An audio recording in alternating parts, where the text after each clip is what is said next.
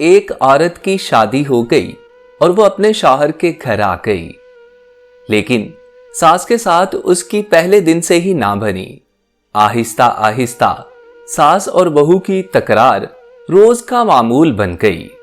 ایک دن لڑکی تنگ آ کر ایک حکیم صاحب کے پاس گئی جو کہ اس کے والد کے قریبی دوست تھے، اور ان سے کہا کہ وہ کوئی ایسا زہر اسے دے دیں جو وہ اپنی ساس کو کھلا کر ہمیشہ کے لیے روز کی تو میں سے جان چھڑوا لے۔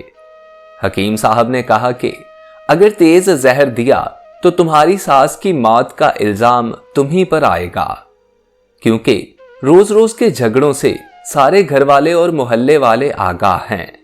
حکیم صاحب نے اسے ایک معجون دیا اور کہا کہ یہ دوا تھوڑی تھوڑی کر کے ہر روز کھانے میں ملا کے اپنی ساس کو کھلاتی رہو۔ اس زہر کا اثر بہت سست ہے، آہستہ آہستہ یہ زہر جسم میں پھیل کر تمہاری ساس کی جان لے لے گا، اور یاد رکھو کہ اس عرصے میں تمہیں اپنی ساس کی فرما بردار اور اس کی خدمت کرتے ہوئے وقت گزارنا پڑے گا۔ بہو نے ایسا ہی کیا۔ روزانہ وہ تھوڑی سی مقدار میں معجون اپنی ساس کو کھانے میں ملا کر دے دیتی اور ساس کی نہایت خدمت اور فرما برداری کرتی۔ ساس بھی اس کے اچھے سلوک سے متاثر ہوئے بغیر نہ رہ سکی، اور آہستہ آہستہ اس کی ساس کا رویہ بھی بہتر ہوتا گیا۔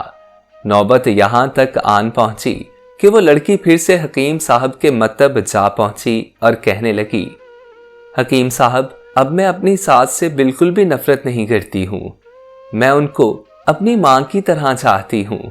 آپ سے درخواست کرنے آئی ہوں کہ اب کوئی ایسی دوا دیں جسے میں اپنی ساس کو کھلاؤں تو میری ساس کے جسم سے اس زہر کا اثر زائل ہو جائے۔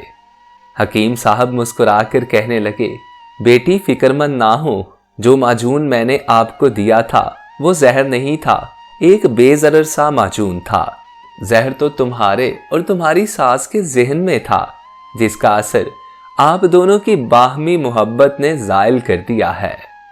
اس کہانی سے ہمیں یہ نتیجہ ملتا ہے کہ نفرت سے کبھی نفرت کو نہیں کاٹا جا سکتا۔ واحد محبت ہی ایک ایسا احساس ہے جو نفرت بھرے دلوں میں بھی اپنی جگہ بنا لیتا ہے۔ اللہ رب العزت ہر بیٹی کو اپنے گھر میں خوش رکھے۔